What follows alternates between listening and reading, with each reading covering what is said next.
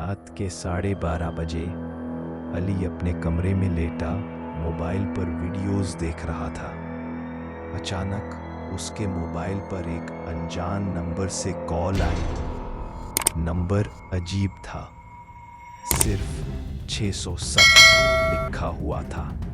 अली ने पहले नजरअंदाज किया, मगर कॉल बार बार आने लगी। 3 बार कट करने के बाद चौथी बार उसने हिम्मत करके कॉल उठा ली। फोन के दूसरे तरफ सिर्फ एक सर्द सांस सुनाई दे रही थी। अली ने घबरा के पूछा, कौन हो?